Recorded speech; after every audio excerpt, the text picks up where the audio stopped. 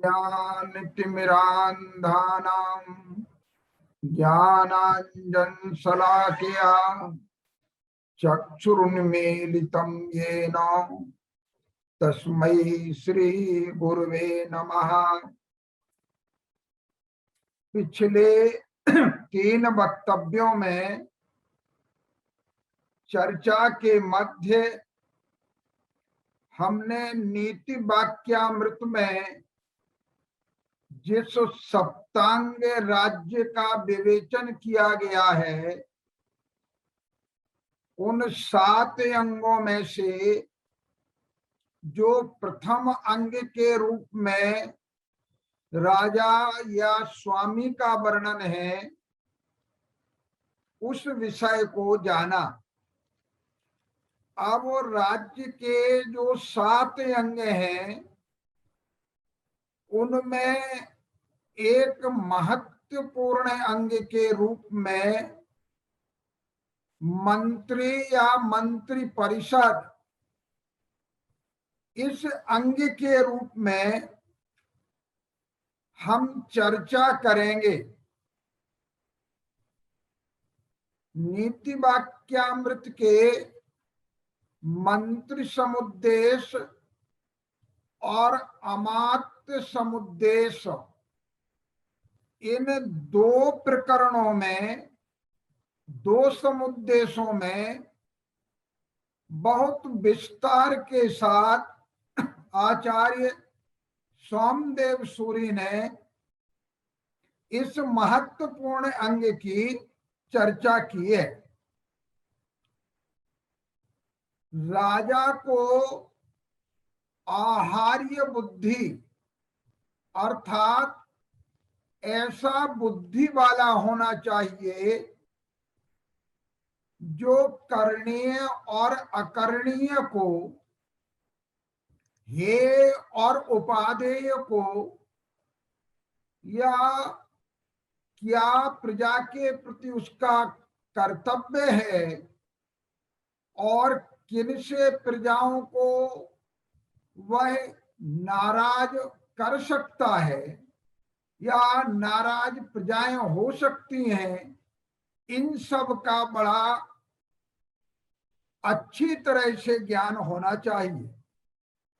इसलिए आचार्य सोमदेव सूरी का कहना है कि राजा कोई भी कार्य मंत्री, पुरोहित और सेनापति जो समीचीन ढंग से युक्ति युक्त बात कहें, उसको माने, वही राजा आहार्य बुद्धि वाला, विचक्षण प्रतिभा वाला या कर्तव्य अकर्तव्य को ढंग से विचार करने वाला हो सकता है। आचार्य सोमदेव सूरी का तो यहां तक कहना है कि राजा भले ही मूर्ख ही क्यों ना हो, यदि वह मंत्रिमंडल के मंत्रियों के समीचीन कथन को समीचीन पद्धति से स्वीकार कर लेता है, तो वह राजा प्रजाओं में सर्वश्रेष्ठ उन्नत स्थान को प्राप्त कर लेता है। इस संबंध में उन्होंने एक छोटा सा उदाहरण दिया कि एक धागा, एक सूत्र जो गंध से बिल्कुल रहित है, लेकिन अगर वह सुगंधित फूलों को अपने में गूंथ लेता है तो वो धागा भी देवता के मस्तक पर आरोहण कर जाता है। जब वो माला में धागे का प्रयोग हो जाता है तो वो धागा भी देवता के गले तक पहुंच जाता है। कहने का अभिप्राय ये है कि अगर उसका मंत्रियों का समुदाय अच्छा है, उनका यश अगर प्रजाओं में व्याप्त है, उनकी गंध सब जगह फैली हुई है, तो अज्ञानी राजा भी प्रजाओं का सिरमौर बन जाता है। ये सूत्र के उदाहरण द्वारा उन्होंने कहा। एक और उदाहरण उन्होंने दिया कि महापुरुष जिस पत्थर की भी प्रतिष्ठा कर देते हैं, वो पत्थर भी देवता के रूप में पूजा जाने लगता है।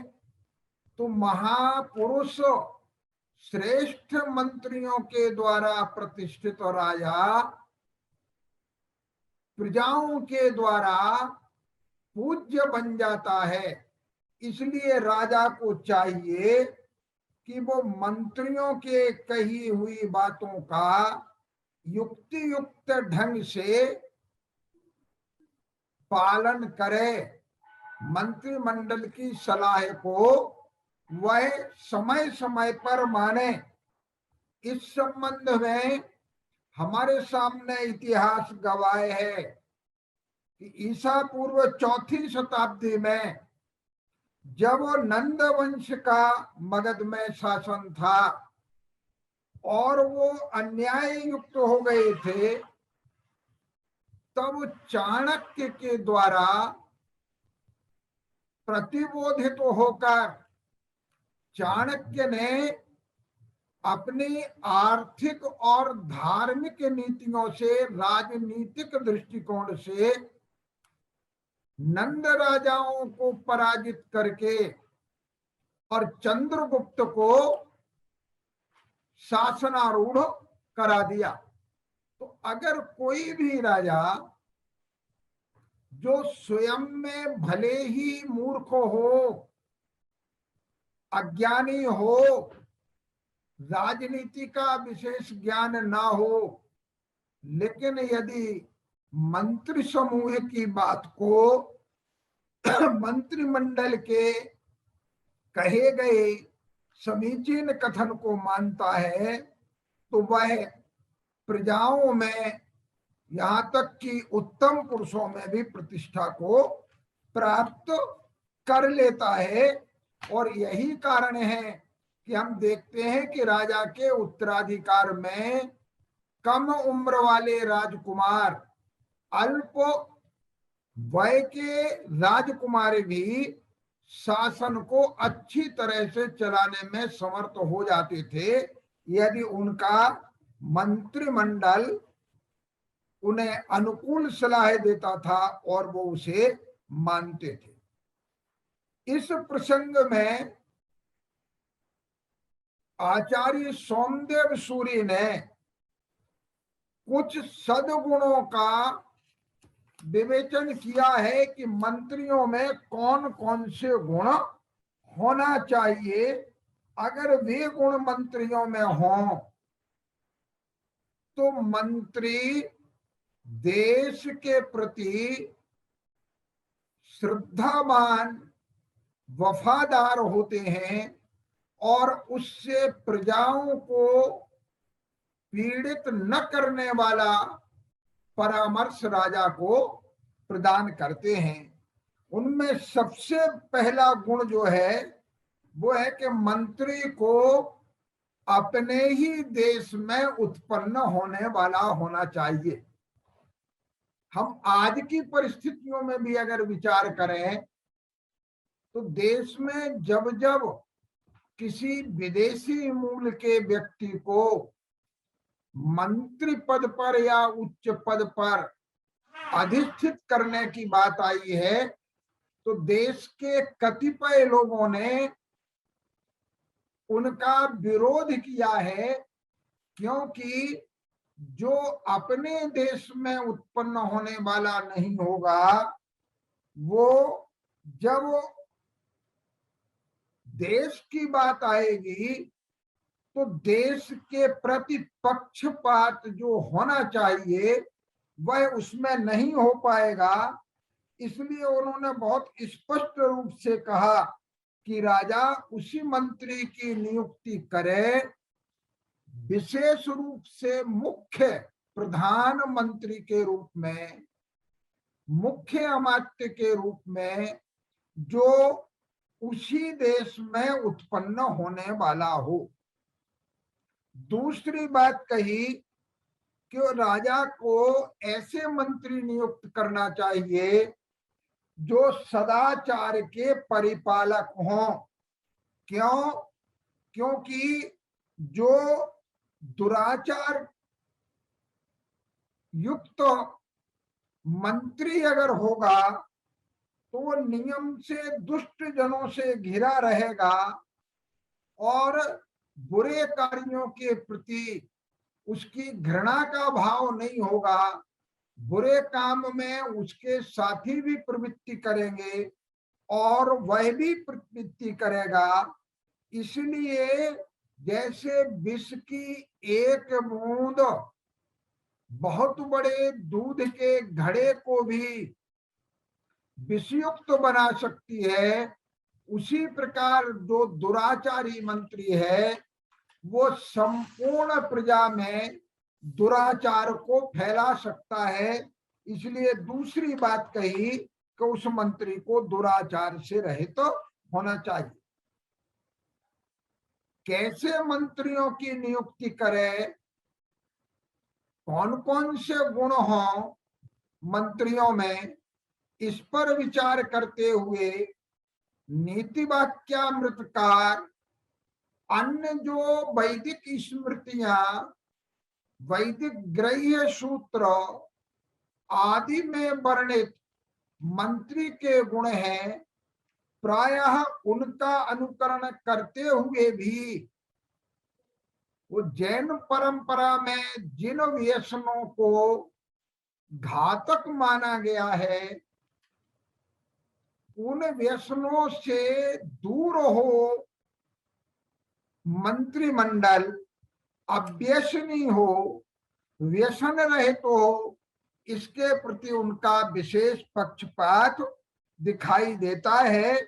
क्योंकि वो कहते हैं कि अगर जो है मंत्रिमंडल में व्यसनों का प्रचार हो गया तो वो राज्य उसी तरह नियंत्रण से बाहर चला जाता है जैसे कोई पागल हाथी बड़े ही महावत उस पर नियंत्रण करना चाहे लेकिन फिर नियंत्रण नहीं कर पाता है।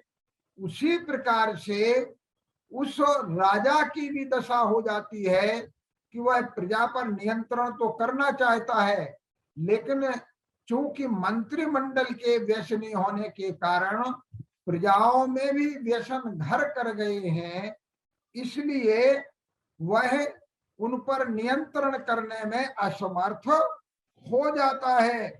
और कैसे मंत्री हों इसके संबंध में एक और वो कहते हैं कि राजा उनको अपना मंत्री नियुक्त करे जिसने विपत्ति के समय राजा का साथ दिया हो, विपत्ति के समय देश का साथ दिया हो। क्यों?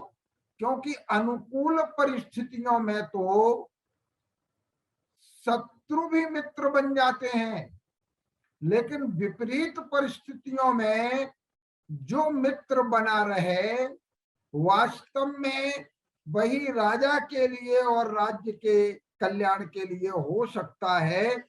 इसलिए उस समय राजा ये सावधानी बरते कि जिसको मंत्री नियुक्त कर रहा है वह व्यसन रहित तो हो और सबसे बड़ी बात है विपत्ति में साथ देने वाला हो।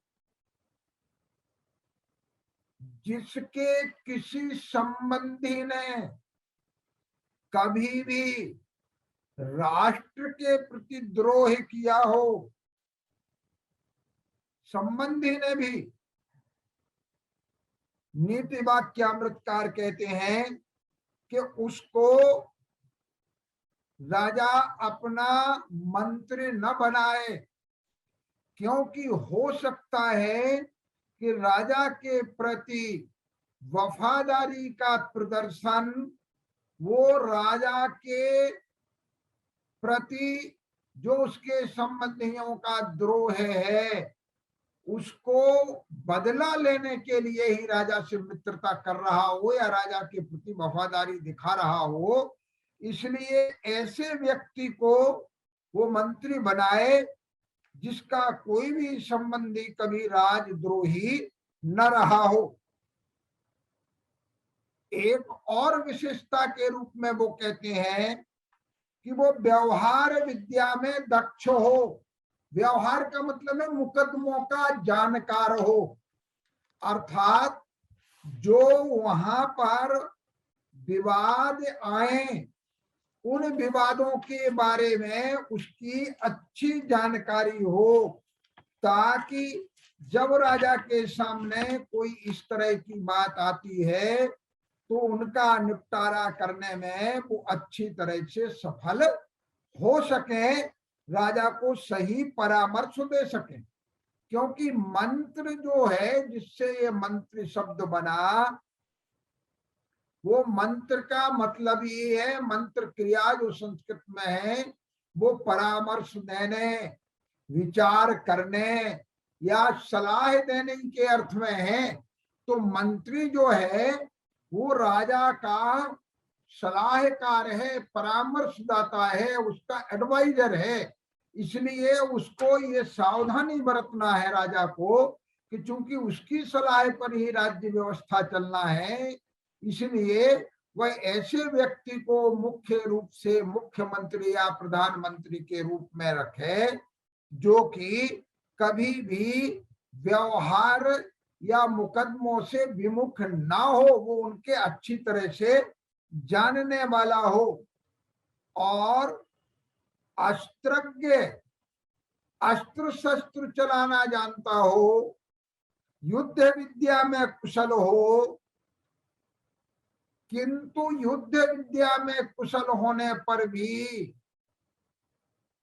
सबसे बड़ी बात यह है कि वह साहसी हो, वह कमजोर दिल से न हो, अर्थात उसका हृदय मजबूत हो, ताकि वो युद्ध जैसी परिस्थितियों में भी राजा का सहयोगी बन सके, कपट ना हो।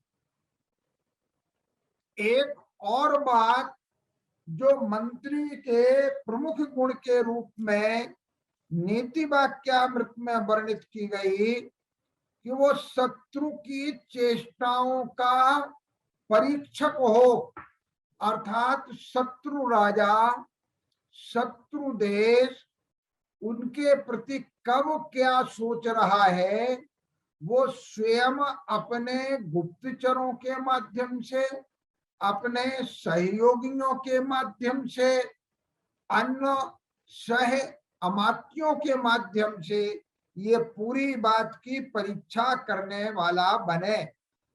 तीन गुण उसमें कहे गए हैं कि तीन तरह से वो उनको जाने, अर्थ के द्वारा जाने, अर्थात धन खर्च करके भी शत्रु चेष्टाओं का वो ज्ञान करता रहे, ताकि अचानक कोई भी शत्रु राजा उसके राज्य पर आक्रमण न कर सके। ये ज्ञान धन खर्च के, वो धन कपट से भी अगर आवश्यक है, छल से भी अगर आवश्यक है, तो कहा है कि उसे खर्च करे और वो जाने, अर्थात वो गुप्तचर आदि को प्रभुत मात्रा में धन दे और उनके माध्यम से शत्रु राजा की नीतियों का पता लगाता रहे। दूसरी बात कहा कि ये अर्थोपधा, उपधा माने वही आरोपित धर्म अर्थात छल आदि के माध्यम से, और कामोपधा, अब प्राचीन समय में हम समय समय पर पढ़ते हैं, आज भी विभिन्न कई देशों में ऐसी, जिनको पहले विष्कन्याय कहा जाता था, ऐसी सुंदरियों के माध्यम से भी वो उस देश की गुप्त बातों को राजा जाने कि कहीं कोई हमारे देश के विरुद्ध षड्यंत्र तो नहीं कर रहा है।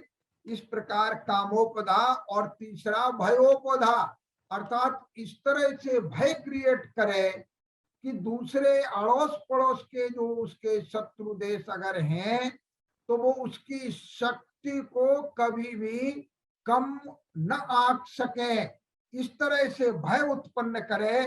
तो भयोपधा के द्वारा भी वह शत्रु की चेष्टाओं की परीक्षा करता रहे।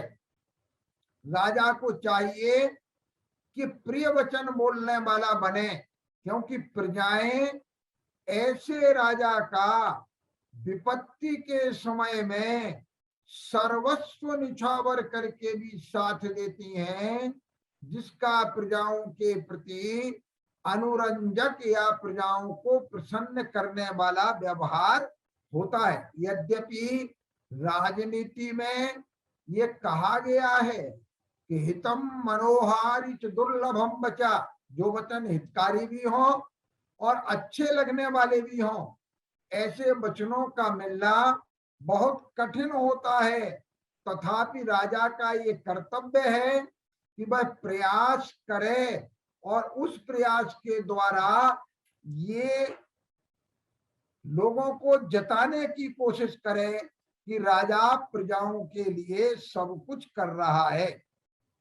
मंत्र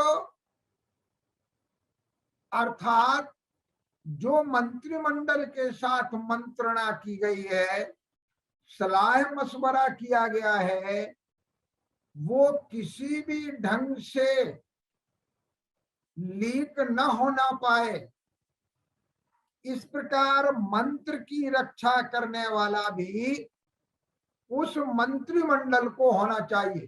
क्योंकि मंत्रिमंडल, जिसकी हम आगे चर्चा करेंगे कि कितना बड़ा हो कैसा हो, वो मंत्रिमंडल में तरह तरह के विचार आ सकते हैं जो एक दूसरे से विपरीत भी हो सकते हैं। लेकिन जिस बात को राजा स्वीकार अंत में कर ले, फिर वो संपूर्ण मंत्रियों का वही मंतव्य है, ऐसा मान करके वो मंत्री किसी भी बात को बाहर लीक न होने दें, तो मंत्र पूर्वक कार्य करने वाले हों, क्योंकि मंत्री का लक्षण यही कहा गया है। और वो मंत्री कैसे हों? देखो, तीन तरह के लोगों का विवेचन राजनीति में हुआ है। राजा भर्तृहरि, जिन्होंने संस्कृत में 3 शतक काव्यों की रचना की। सबसे पहले एक श्रृंगार शतक की रचना की जो काम पुरुषार्थ प्रधान है। फिर उन्होंने नीति शतक की रचना की जो धर्म और अर्थ पुरुषार्थ वाला है। बाद में वैराग्य शतक की रचना की जो विशुद्ध रूप से धर्म पुरुषार्थ वाला है। तो जो राजनीति प्रधान नीति शतक है, जिसमें राजनीति की भी चर्चा है, अन्य नीतियों की भी चर्चा है, उसमें उन्होंने कहा कि 3 तरह के लोग होते हैं। प्रारब्धते न खलु विघ्न बहे न नीचय, जो थर्ड कैटेगरी के लोग हैं, तृतीय श्रेणी के लोग हैं, अवर श्रेणी के लोग हैं, वो किसी कार्य को प्रारंभ ही नहीं करते, क्योंकि वो पहले ही से डर जाते हैं कि ऐसा करने पे कहीं ऐसा न हो जाए, तो डर के मारे कार्य को प्रारंभ नहीं करते। प्रारब्ध विघ्न बेहता विरमंति मध्या, जो सेकंड कैटेगरी के लोग हैं, द्वितीय श्रेणी के लोग हैं, मध्यम श्रेणी के लोग हैं, वो कार्य को प्रारंभ तो कर देते हैं, किंतु अगर विघ्न आ जाए तो बीच में ही रुक जाते। लेकिन जो उत्तम श्रेणी के लोग हैं, श्रेष्ठ कोटि के लोग हैं, फर्स्ट कैटेगरी के लोग हैं, वो कहते हैं विघ्नई पुनः पुनरपि प्रतिहन्यमाना, बार बार कितने ही विघ्न बाधाएं उनके सामने आए, प्रारब्ध विघ्न बेता विरमंती मद्दा, और बारंबार विघ्न बाधाएं आने पर भी वो कभी भी प्रारंभ किए गए कार्य को छोड़ते नहीं है। प्रारब्ध उत्तम जना न परित्यजंती। तो जो उत्तम श्रेणी के मंत्री हैं, वो जो सलाह राजा को उन्होंने दी है फिर उस पर अडिग बने रहते हैं और राजकीय कार्यों में अपना पूरी तरह से सहयोग करते हैं। इसलिए मंत्रियों के लक्षणों में 4 बातें पहले कही गई विशेष रूप से। एक तो वो अकृतारंभी होना चाहिए। इसका सीधा सीधा मतलब है, हम आधुनिक परिप्रेक्ष्य में भी उसकी चर्चा करेंगे कि जो कार्य अब तक नहीं हुए हैं वो कार्य कैसे प्रारंभ किए जाएं, इस पर वो गंभीरता से चिंतन करते रहें। क्यों? क्योंकि इसके बिना देश का विकास नहीं हो सकता। तो जो कार्य अब तक नहीं किए गए लेकिन जिससे राष्ट्र का कल्याण, राष्ट्र का अभ्युदय हो सकता है, वो कार्य किस प्रकार से प्रारंभ हम करें, ये राजा को समय समय पर वो परामर्श देते रहे। दूसरी बात कहते हैं आरब्धानुष्ठाता, अर्थात जिस कार्य को आरंभ कर दिया उस कार्य का अनुष्ठान, उस कार्य की परिपूर्ति करने के लिए निरंतर उस कार्य में संलग्न रहे। और तीसरी बात की कि जिस कार्य को प्रारंभ किया था और जिसके लिए कार्य कर रहे हैं वो फल के रूप में हमारे सामने आए। ऐसा ना हो कि कोई मंत्री इस तरह की योजना बनाए कि वो कई बार मंत्रियों का कार्यकाल पूरा हो जाने पर भी पूर्ण ना हो पाए। ऐसी कोई योजना मंत्रियों को नहीं बनाना चाहिए। ये राजतंत्र के समय भी राजा के, मंत्री के कर्तव्य के रूप में, यहाँ तक कि लक्षण के रूप में कही गई है।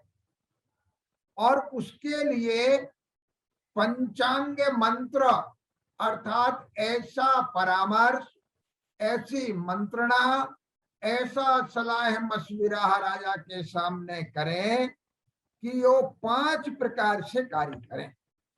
एक तो किसी भी कार्य को आरंभ करने का उपाय सोचें, क्योंकि निर्णय लेना बहुत आसान है लेकिन उसे एग्जीक्यूट करना, वो कैसे जो है प्रारंभ करें हम कि वो परिपूर्णता को प्राप्त हो जाएगा।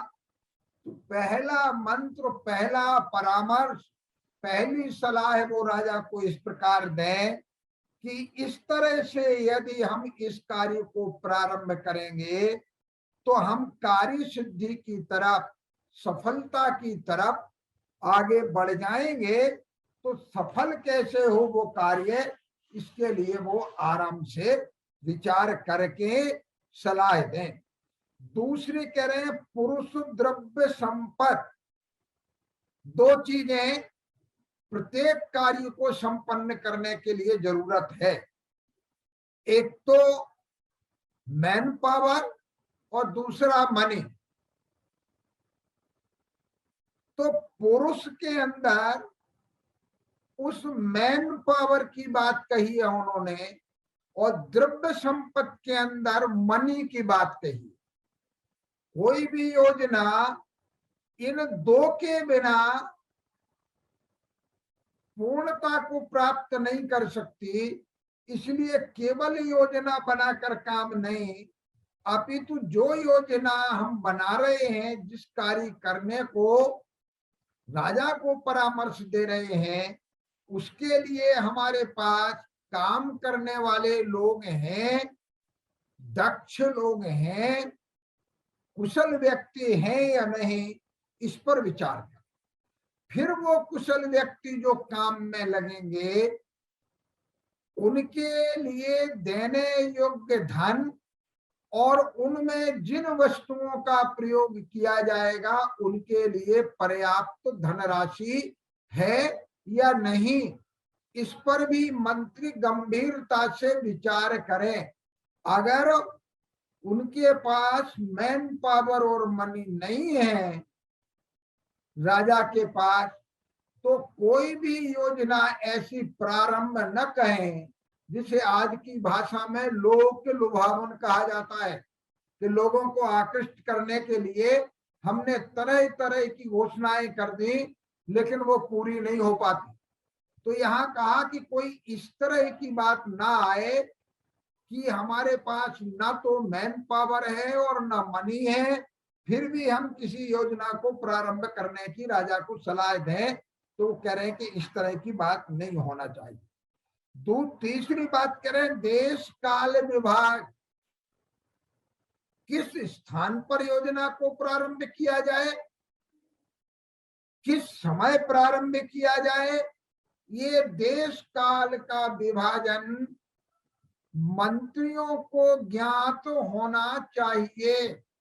क्यों रॉ मटेरियल जहां है नहीं, ऐसे स्थान पर अगर हमने कोई प्रोडक्शन प्रारंभ किया तो वो बहुत खर्चीला हो जाएगा, या ऐसे समय हमने प्रारंभ किया जिस समय उस रॉ मटेरियल की उपलब्धि होती ही नहीं, तो उस समय भी वो योजना सफल नहीं हो पाएगी। इसलिए देश काल के विभाग का ज्ञाता होना चाहिए। चौथे मंत्र के रूप में कहा कि मंत्री इस बात को समझे कि अगर कोई विनिपात आता है, कोई बाधा आती है कार्य में, तो उसका प्रतिकार कैसे हो। आज हमारे सामने बड़ी समस्याएं जो वर्तमान में है, उनका मुख्य कारण है कि हम प्रतिकार का उपाय न सोच करके कार्य को प्रारंभ कर देते हैं।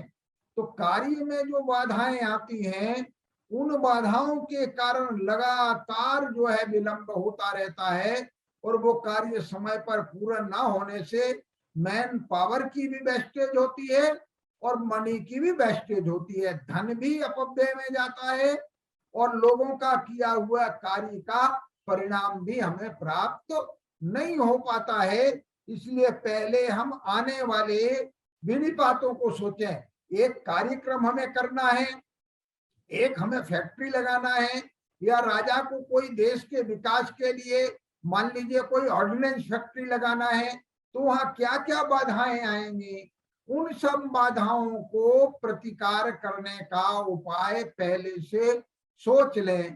तो चौथे मंत्र के रूप में कहा कि विनिपात प्रतिकार की सामर्थ्य का ज्ञान मंत्रियों को होना चाहिए कि अगर इस तरह की परेशानी आएगी तो हम इस तरह से उनको दूर कर लेंगे, इस तरह की बात होना चाहिए। और लास्ट पंचम मंत्र के रूप में कहा कि कार्य सिद्धि, अर्थात प्रत्येक कार्य को सफलता तक पहुंचाने का दायित्व, परिणाम उसका आए, इस तरह का विचार मंत्रियों के समक्ष पहले से होना चाहिए कि उन बाधाओं को दूर करके इस कार्य की सफलता के लिए हम कैसे कर सकते हैं।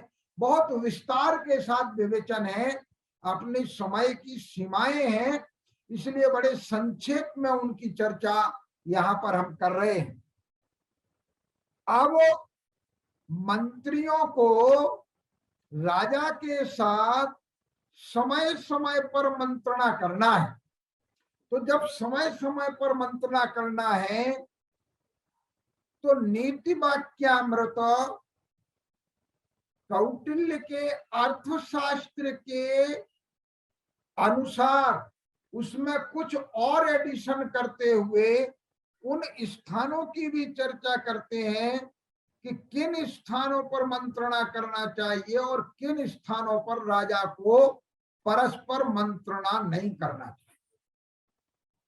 तो हम मंत्रणा के अयोग्य स्थान क्या है? जहां राजा मंत्रियों से सलाह मशविरा न करे, क्योंकि मंत्र जो गोपनीय बातें हैं, जिसकी शपथ मंत्रियों ने ली है, वो पब्लिक तक, जनता तक, लोगों तक लीक हो सकती हैं, उनका भेद फूट सकता है और उससे योजनाएं असफलता की ओर बढ़ सकती हैं। तो उन्होंने कहा कि अगर कोई स्थान चारों तरफ से खुला हुआ हो तो उस स्थान पर मंत्रणा नहीं करना चाहिए। क्यों नहीं करना चाहिए? क्योंकि कहा जाता है कि दीवारों के भी कान होते हैं, पता नहीं कौन किस प्रकार से छुप करके राजा के साथ मंत्रियों की मंत्रणा को सुन रहा है, और उस मंत्रणा को सुनने के कारण वह भेद को पहले ही प्रकट कर देगा। योजना पहले ही जब सामने आ जाएगी तो योजना के विरोधी जो हैं, राजा के जो विरोधी हैं, मंत्रियों से जो द्वेष रखने वाले हैं, उस योजना के विरुद्ध कार्य करना प्रारंभ कर दें। दूसरी बात करें, वो स्थान प्रतिध्वनि से रहित होना चाहिए। जब हम कोई बात कहते हैं तो ऐसा स्थान ना हो कि हमारी आवाज गूंजे, क्योंकि प्रतिध्वनि के विशेषज्ञ लोग भी होते हैं जो पहाड़, गुफा या ऐसे स्थानों पर जो चर्चा एकांत में की जा रही है, वो प्रतिध्वनि के माध्यम से समझ लेते हैं कि ये क्या चर्चा कर रहे हैं, और उससे समझ करके वह उसको लीक कर देते हैं, और उससे राजा की जो मंत्रिमंडल की सलाह के अनुसार योजनाएं बनी थी, उनमें कभी कभी राजद्रोही लोग बाधाएं उत्पन्न कर देते हैं। इसलिए प्रतिध्वनि रहित स्थान होना चाहिए। एक और कह रहे हैं कि अपरिचित स्थान पर कभी भी राजा मंत्रणा न करे। क्यों? क्योंकि उस स्थान का उसे ज्ञान नहीं है। आसपास में कौन लोग हैं, कैसे लोग हैं, किस प्रकार से जो है हमारी बात को जानकर, क्योंकि बात जानने के लिए आवाज का सुनना ही आवश्यक नहीं है। हमारे जो उच्चारण स्थान, ओंठ हिल रहे हैं, नासिका से, रंध्र से आवाज निकल रही है, हमारी चेष्टाएं हो रही हैं, उन चेष्टाओं से भी वो समझ लेते हैं। छत्र चूड़ामणि में आचार्य वादिव सिंह सूरी ने कहा है, वक्त्रम भक्ति ही मानसम, ये मुख की आकृति मन के भावों को प्रकट कर देती है। अर्थात हम प्रसन्न हैं, हम दुखी हैं, हम कैसी योजना बना रहे हैं, क्या कह रहे हैं, ये मुख की आकृति से भी पता चल जाता है। और इस संबंध में विभिन्न राजनीतिज्ञ पुरुषों ने तरह तरह के दृष्टांतों के द्वारा इसे कहा है कि उन्होंने किस तरह से जो है जान करके उनकी मुख की चेष्टा से और उस बात को लीक कर दिया। हम दिखाएं कि हम प्रसन्न हैं, लेकिन हमारा मुख ये कह देता है कि हम इस समय दुखी हैं। हम दिखाएं कि हम दुखी हैं, लेकिन हमारे मुख की आकृति बता देती कि हम प्रसन्न हैं। तो ये ना चेष्टाओं से भी हमारा मंत्र, हमारा भेद, वो हमारा रहस्य वो लोगों तक पहुंच सकता है। तीसरी बात फिर कहा कि वो पशु पक्षियों से रहित भी होना चाहिए, क्योंकि गुप्तचरों के रूप में पशु पक्षियों को ट्रेंड करके, उन्हें प्रशिक्षित करके भी अन्य राज्य में भेज करके राजा उस राज्य की बातों को समझ लेता है।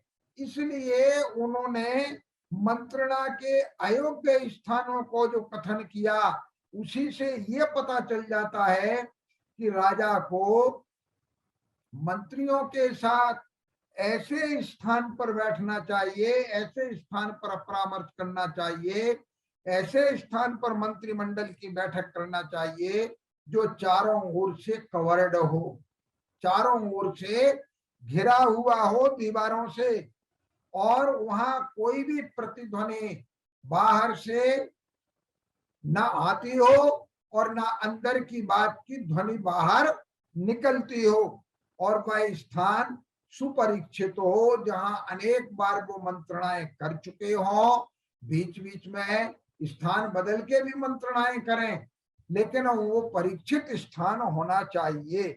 और वो स्थान हमेशा ऐसा हो जिसको हम कहते हैं कि जहां परिंदा भी प्रवेश न कर सके, कोई पक्षी भी प्रवेश न करे, तो वो बिल्कुल निर्जंतुक स्थान होना चाहिए, क्योंकि किसी भी माध्यम से जा सकते हैं।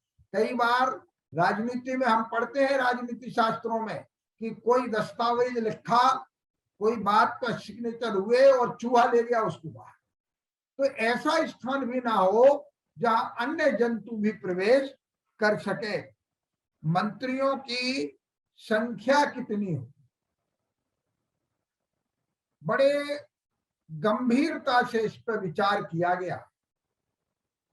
राजा कभी भी अकेले एक मंत्री को न रखे, क्योंकि जब जब एक मंत्री के भरोसे राजा रहा, तब तब उसे पराजय का मुख देखना पड़ा। राजा सत्येंद्र छत्रचूड़ामणि में वर्णन करते बादी विष्णु सूरी काष्ठांगार नाम के मंत्री से योजनाबद्ध तरीके से उस अकेले मंत्री होने के कारण वो पराजय को प्राप्त हो गए। ऐसी स्थितियां आ जाती हैं तो एक मंत्री ना हो, दो संख्या में भी मंत्री ना हो। क्यों? अगर मंत्रियों की संख्या 2 होगी तो वो बराबर अगर एक दूसरे के विरुद्ध या विपरीत कथन कर रहे हैं तो वहां पर कोई निर्णय ही नहीं हो पाएगा। इसलिए सम संख्या के मंत्रियों का तो सभी राजनीतिक ग्रंथ लिखने वालों ने निषेध किया है। इनका कहना है, सोमदेव सूरी का, कि मंत्रियों की संख्या 3, 5 या 7 होना चाहिए, भले ही उनके नीचे अन्य अमात्य भी हों, लेकिन मुख्य प्रधान या विभागीय मंत्रियों के रूप में 3, 5 या 7 मंत्रियों की ही नियुक्ति करें, क्योंकि बहुत से मंत्री होने पर भी राजा तरह तरह के परामर्श के कारण किसी एक निर्णय पर नहीं पहुंच पाता है। मंत्री 3 हो, 5 हो या 7 हो, लेकिन उसे ऐसे हो वो मंत्री, तो कहते हैं मंत्री भले ही ना हो राजा का, लेकिन मूर्ख मंत्री नहीं होना चाहिए, क्योंकि मूर्ख मंत्री से राजा की बड़ी हानि हो जाती है। अब राजा भी राजनीति का जानकार ना हो और मंत्री भी राजनीति के जानकार ना हो, तो उसको सोमदेव सूरी कह रहे हैं कि ऐसी स्थिति आ गई जैसे किसी अंधे व्यक्ति के द्वारा ले जाए जाते हुए अंधे व्यक्ति हों। इसलिए राजा को हमेशा ऐसे मंत्रियों की नियुक्ति करना चाहिए जो मंत्री बुद्धिमान हो, सर्वगुण संपन्न हो, प्रतिभावान हो, राजनीति के ज्ञाता हो, दंड नीति उन्हें अच्छी तरह से आती हो। तो इस प्रकार अगर कोई मूर्ख राजा भी है, तो जिस प्रकार कोई चक्षुष्मान व्यक्ति, आंखों वाला व्यक्ति अंधे व्यक्ति को अपने साथ सही मार्ग पर ले जाने में समर्थ हो जाता है, उसी प्रकार से राजा भी अगर अज्ञानी है तो भी अगर मंत्री उसके ज्ञानी हैं तो वो सही मार्ग पर उसे ले जाते हैं। कार्य सिद्धि की जब भी कोई नवीन कार्य प्रारंभ किया जाता है तो वो निश्चितता और अनिश्चितता के रूप में घूमता रहता है। ऐसे मंत्री जो हमेशा संदिग्ध बने रहते हैं, अनिश्चितता की स्थिति में रहते हैं, वो मंत्री ऐसे हैं जिनको कहा कि किसी व्यक्ति के पास धनुष तो है लेकिन धनुष प्रत्यंचाहीन है, उसमें डोरी नहीं है, तो बाण भी है, धनुष भी है, लेकिन उसका प्रयोग नहीं किया जा सकता। कभी कभी गुणाक्षर न्याय से अकस्मात कोई कार्य सिद्ध भी हो जाए अगर मंत्रियों के माध्यम से, तो भी उनकी परीक्षा करना चाहिए कि मंत्री कभी भी कर्तव्य से विमुख ना हो, अर्थात कर्तव्य के प्रति उनकी निष्ठा होना चाहिए।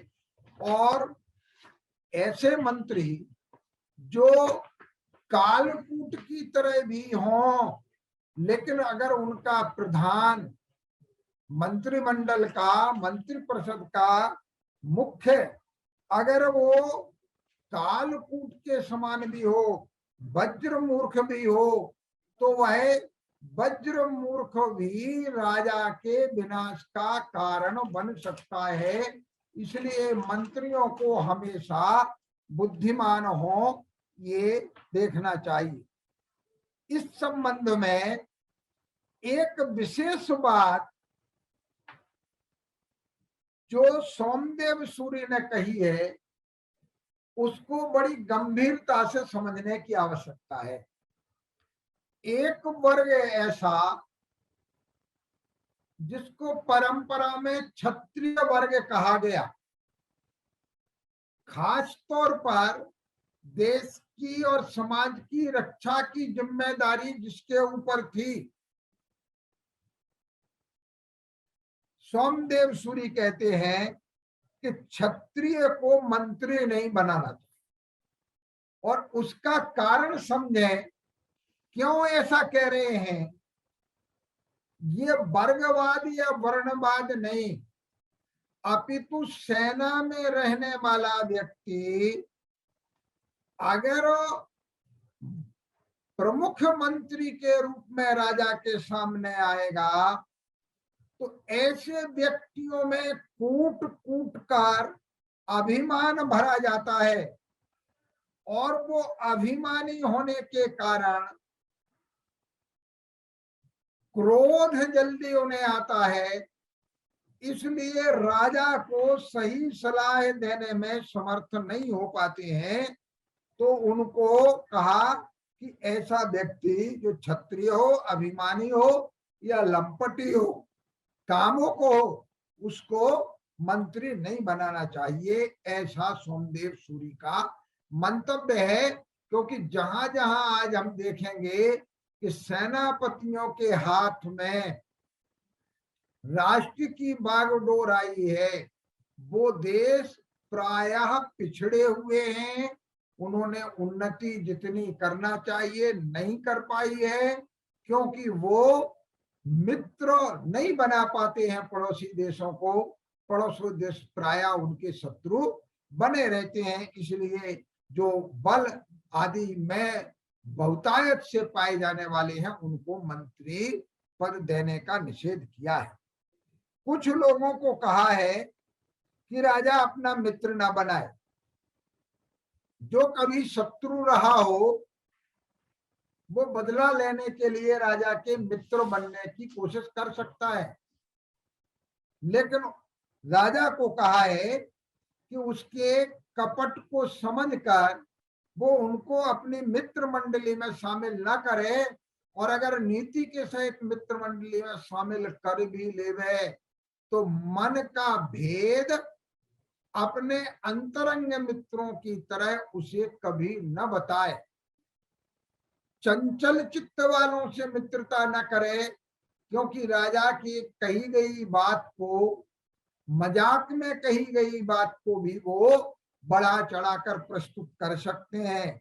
और उनको कहा कि ये सब दृष्टि विसर्प की तरह हैं। ऐसा सांप जो भले ही आपको छुए ना लेकिन आपकी तरफ देखे तो भी विष का असर हो जाता है।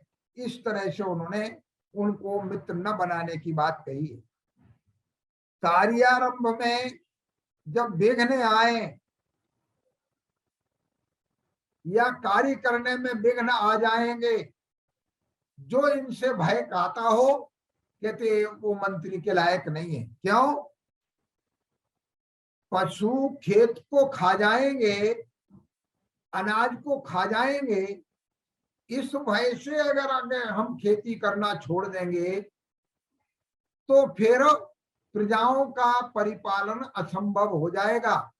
इसलिए वो कह रहे हैं कि ये कार्य प्रारंभ करेंगे तो इसमें तो ये विघ्न आएगा, ये विघ्न आएगा, इसलिए कार्य से विरत ना हो, उस कार्य को प्रारंभ करें। क्यों? वो कहते हैं अजीर्ण के भय से कोई भोजन करना थोड़ी छोड़ देता है। तो जैसे अजीर्ण के भय से भोजन करना नहीं छोड़ता है, उसी प्रकार से उसे नहीं छोड़ना चाहिए। लेकिन कार्य में कैसे विघ्न आ सकते हैं, इस पर विचार जरूर करें। एक तो घबराहट ना हो, कोई भी कार्य सुंदर या असुंदर नहीं होता, कोई भी कार्य छोटा या बड़ा नहीं होता। राष्ट्र की उन्नति के लिए जिन कार्यों की आवश्यक है वो सब कार्य महान हैं, ऐसा चिंतन करे। ना तो अधिक क्रोधित स्वभाव वाले हो मंत्री, और अनुचित और उचित को भी जानने वाले हों, अनुचित को भी जानने वाले हों। इस तरह से जो कार्य में विघ्न आने वाले हैं उन विघ्नों को वो समझें। राजनीय कार्यों में मंत्री बिल्कुल भी आलस्य न करें। क्यों? आलस्य सबसे बड़ी अयोग्यता उन मंत्रियों की है। क्यों? वो कहते हैं कि प्राणों से भी प्राण देकर के भी जो राष्ट्र की गोपनीय बातें हैं, रहस्य हैं, उनकी रक्षा करना मंत्रियों का कर्तव्य है। बोले मंत्री भले ही छोटा हो लेकिन बहुत बड़े काम का है। कैसे? बोले जहां सूर्य का प्रकाश न जाता हो वहां एक दीपक का प्रकाश भी सूर्य जैसा काम करता है। उससे भी प्रकाश लेकर हम अपने कार्य की ओर बढ़ते हैं। मंत्री किन चीजों से बचें? प्रजाओं के कोप से बचें, क्योंकि प्रजाएं अगर कुपित हो जाएं तो कितना ही बलवान राजा हो, कितने भी सामर्थ्यवान मंत्री हो, उन्हें पराजय देखना पड़ती है। एक और बात जो कही, जो अपराध में कारागार में निरुद्ध हैं उनसे वो ऐसे कार्य कराएं जो प्रजा के लिए कल्याणकारी बने। तालाब खुदवाएं, खाई खुदवाएं, उनसे किले बनवाएं और धातुएं निकलवाएं। तो ये सब जो कार्य हैं उससे क्या होगा कि राष्ट्र की समृद्धि होगी और राष्ट्र के प्रति कर्तव्य का उन्हें बोध भी होगा। मंत्री कभी भी ऐसी कथा गोष्ठियों में सम्मिलित ना हो जहां अयोग्य पुरुषों का समूह उपस्थित हो।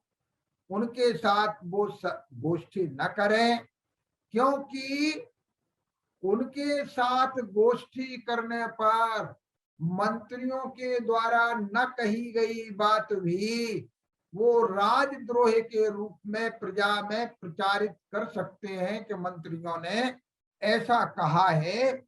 इसलिए उन्हें इन सब से बचने की अत्यंत आवश्यकता है। प्रायः नियुक्ति निर्धारित नियमों के अनुसार राजा मंत्रियों को वंशानुगत ही नियुक्त करे। क्यों? क्योंकि जिस क्षेत्र में स्पेशलाइजेशन होता है वो उस क्षेत्र में दूसरे की अपेक्षा अधिक सफलता को प्राप्त करता है। हम संपूर्ण प्राचीन भारत को देखें, व्यापारी का लड़का व्यापारी, राजा का लड़का राजा, मंत्री का लड़का मंत्री, और बड़े सफल ढंग से उन्होंने शासन तंत्र को संभाला। एक कारपेंटरी का काम करने वाला कारपेंटर। तो ये सब चीजें जो थी वो कुछ परंपरा से प्राप्त ज्ञान का प्रजा के कल्याण में उपयोग करने के लिए अधिक सहकारी होने से इस तरह के विधान बनाए गए थे। उन विधानों का उस समय भी उपयोग था और आज भी अगर हम ये बात कहना चाहें तो निश्चित तौर से कह सकते हैं कि राजा के लिए सबसे महत्वपूर्ण रोल मंत्रियों का है, क्योंकि मंत्रणा का जब समय होता है तो मंत्रियों का ये कर्तव्य है वो राजा की हाँ में हाँ नहीं अपितु राष्ट्र के प्रति भक्ति प्रदर्शित करते हुए प्रजा के कल्याण के लिए कार्य करें। इस प्रकार आचार्य सोमदेव सूरी ने जो विवेचन मंत्री परिषद का एक राजतंत्र में राजा के सलाहकार के रूप में किया है, आज भी वर्तमान परिस्थितियों में यदि हम उन सब को मंत्रियों की योग्यता, मंत्रणा के योग्य स्थान, मंत्रणा के अयोग्य स्थान, आज हम देखते हैं कोई भी मंत्री कोई भी वक्तव्य दे देता है, 2 दिन बाद वापस ले लेता है, मैंने नहीं कहा था, प्रेस ने गलत उसका अर्थ लगाया। तो ये सब बातें अगर सोच विचार कर मंत्रणा पूर्वक अच्छी तरह से कही जाएंगी तो उससे राष्ट्र का भी अभ्युदय होगा और राष्ट्र पर राष्ट्रों में हंसी का पात्र नहीं बनेगा। इन सब बातों का विवेचन नीति वाक्यामृत में आचार्य सोमदेव सूरी ने किया है। मैं समझता हूं कि अगर संपूर्ण नीति वाक्यामृत का आज राजनीति शास्त्र, पॉलिटिकल साइंस के अंदर अगर अध्ययन कराया जाए, उसमें कौटिल्य का भी समावेश हो और नीति वाक्यामृत का भी समावेश हो, तो निश्चित तौर पर हम राजनीति में जिस शुचिता की बात, जिस पवित्रता की बात करते हैं और हम कहते हैं कि राजनीति से दुष्प्रवृत्तियां दूर हों, तो वो इन सब ग्रंथों के पठन पाठन से राजनीति में शुचिता आ सकती है, राजनीति से इस तरह की दुष्प्रवृत्तियां दूर हो सकती हैं और प्रजाओं के प्रत्येक वर्ग का सर्वविध कल्याण होकर उस सर्वोदय की अवधारणा बन सकती है, जैसे आचार्य समंतभद्र ने